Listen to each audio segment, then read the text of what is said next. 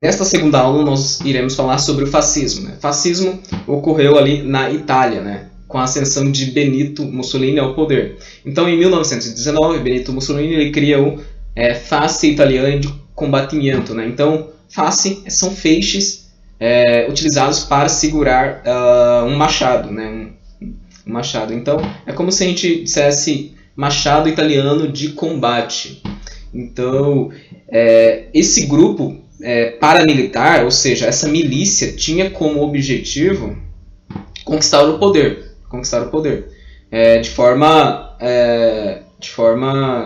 golpista. No entanto, eles não precisaram de dar o golpe para obterem o poder, né, como eu falei anteriormente. Então, esse grupo ele perseguia comunistas, perseguia democratas, e esse grupo lutava por uma centralização política e também por um nacionalismo muito forte, um nacionalismo eles eram ultranacionalistas, ou seja, muito nacionalistas. E aí, percebendo que tentar entrar na política por meio de violência não ia dar certo, eles fundaram um partido em 1921, né, o Partido Nacional Fascista. E aí, por que esse partido cresceu? Uma boa parte do povo italiano era contra essas ideias radicais de centralização política, controle da imprensa, controle do indivíduo, perseguição de adversários políticos. No entanto, o liberalismo econômico não tinha dado certo, né? Principalmente por conta ali de ser um tipo de sistema no qual as potências vencedoras da guerra utilizavam. Além disso, era uma forma também de combate aos ideais socialistas. Na verdade, o Partido Nacional Fascista ele conseguiu apoio da burguesia, porque a burguesia temia, né, que as ideias da Revolução Bolchevique na Rússia se alastrasse dentro da Itália. Então, você tem de um lado a crise econômica causada pelo pós-guerra e de outro lado você tem a ascensão de ideais socialistas, ideais comunistas. Então, para tentar vencer a crise e temendo que o comunismo ganhe poder dentro da Itália, o Partido Nacional Fascista ali consegue bastante apoio da burguesia e da elite da Itália.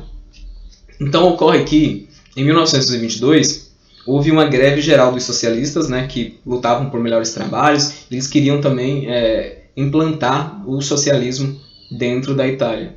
E uma reação a essa greve geral, que foi promovida por sindicatos, foi a Marcha sobre Roma, né, que foi o grupo do Benito Mussolini, Face Italiana de Combattimento. Eles eram chamados também de Camisas Negras. Eles marcharam sobre Roma, contestando essa greve geral.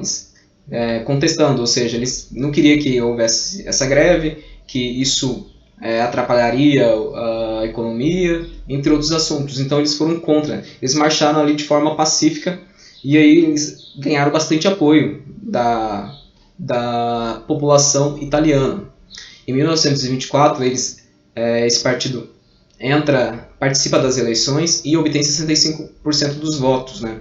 Além disso, esse grupo assassina o principal adversário político, que era lá o deputado Giacomo Matteotti. Em 1927, Benito Mussolini cria lá a Carta del Lavoro, né, que dá direitos trabalhistas aos trabalhadores e, ao mesmo tempo, cria o corporativismo. E o que foi o corporativismo?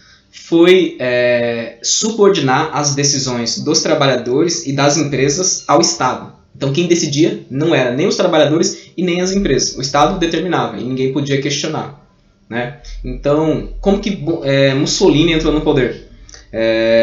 Com o crescimento ali, com a participação nas eleições e o aumento de deputados dentro do parlamento,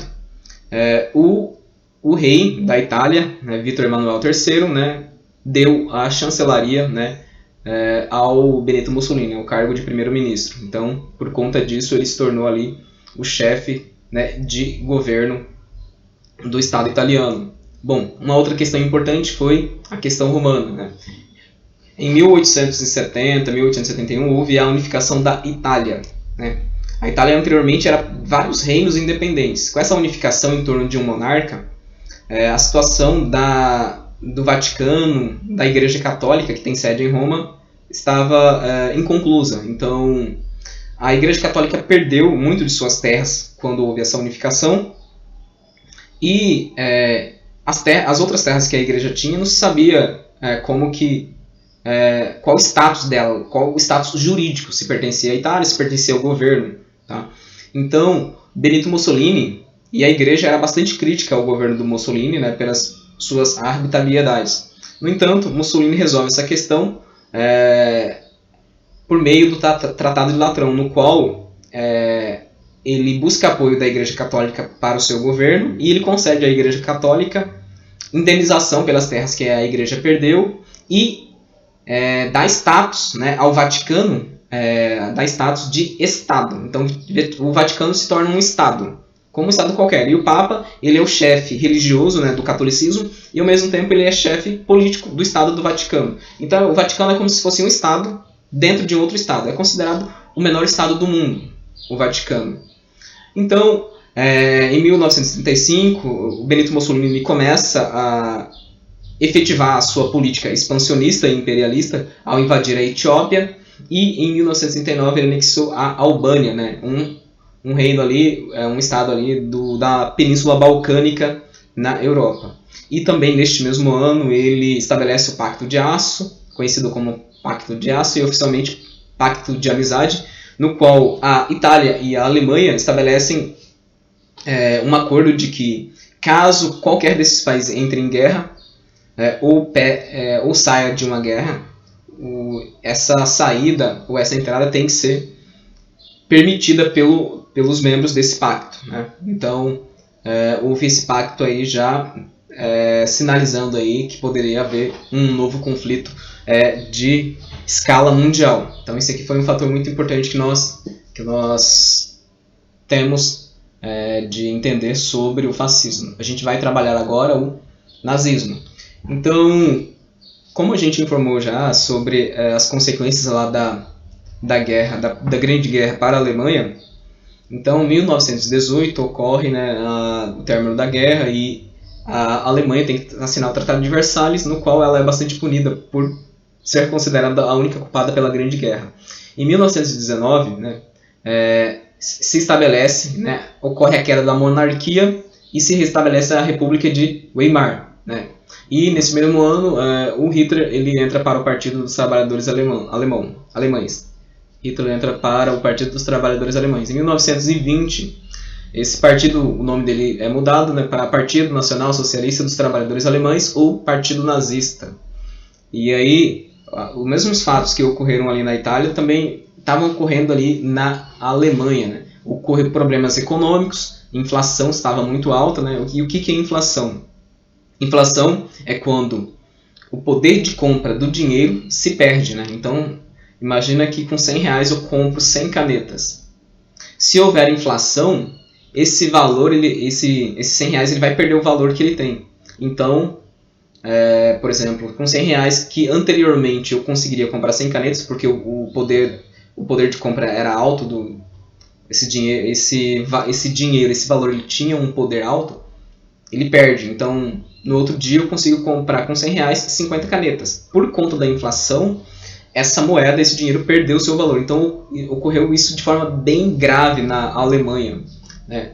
E em 1923 também, o Hitler tenta um golpe, né, para tomar o poder ali, só que não dá certo.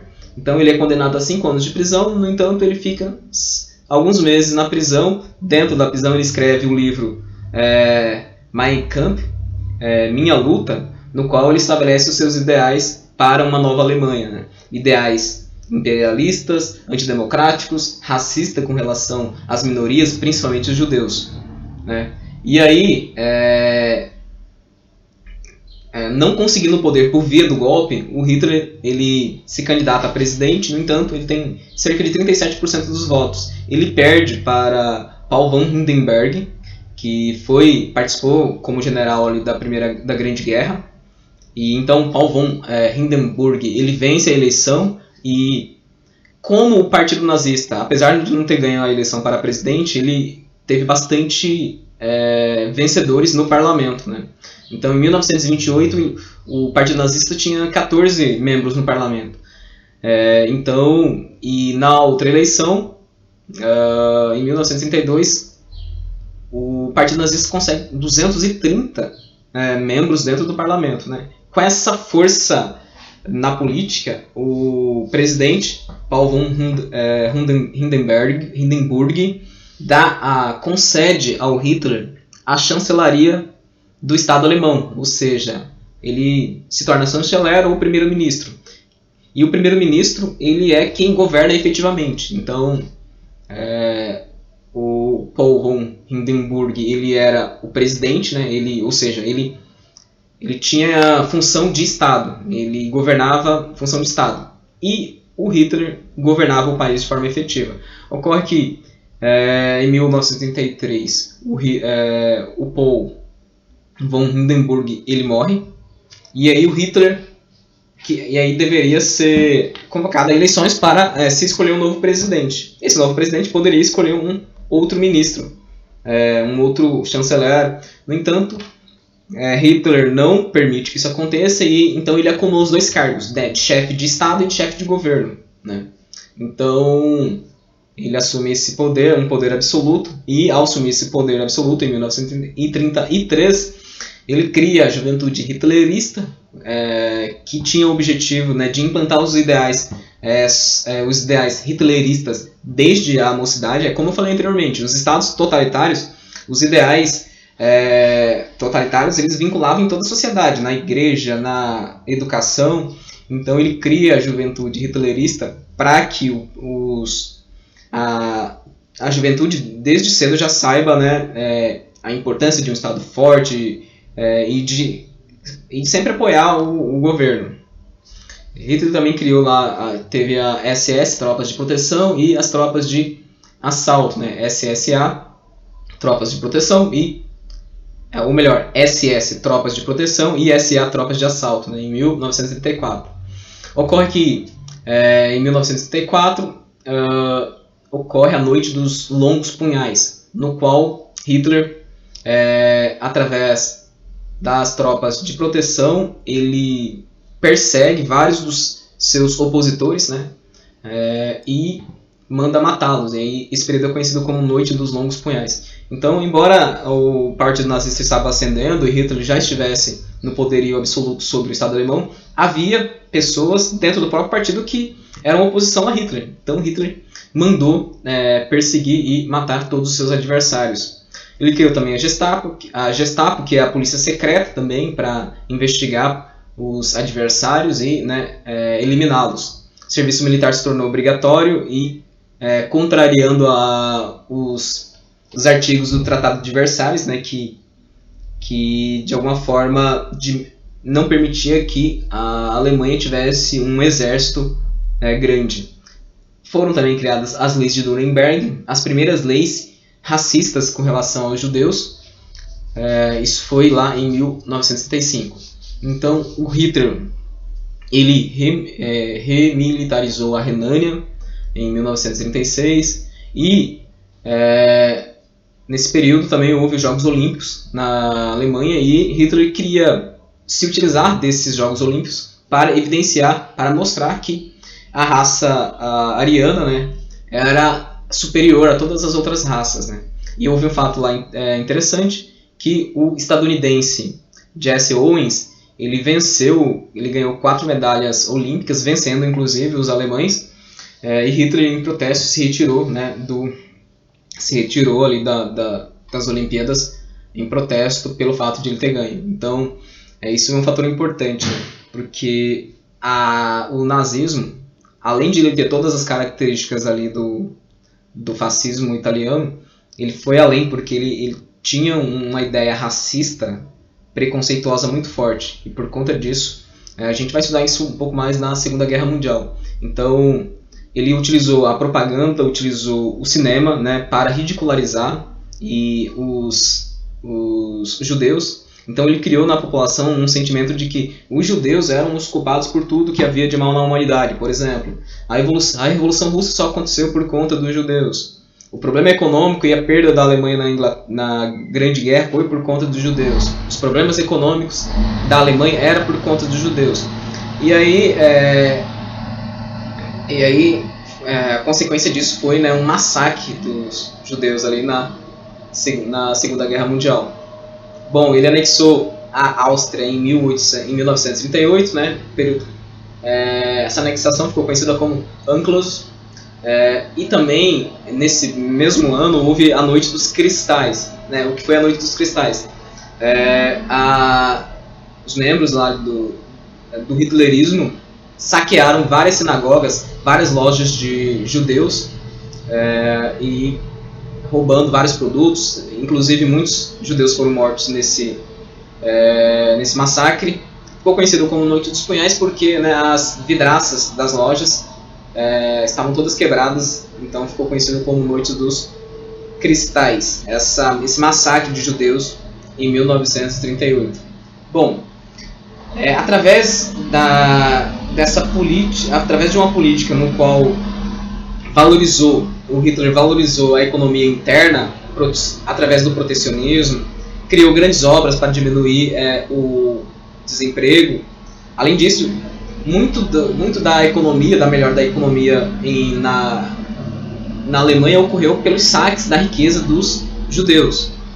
A economia melhorou a custo, né, de saques e do congelamento dos salários também, né, por conta do corporativismo que também existia ali dentro da Alemanha. Então isso aqui foi o que a gente tem para falar aqui sobre o nazismo. Em seguida, na última aula, nós falaremos sobre, né, os regimes autoritários de Portugal e da Espanha. Então, até breve.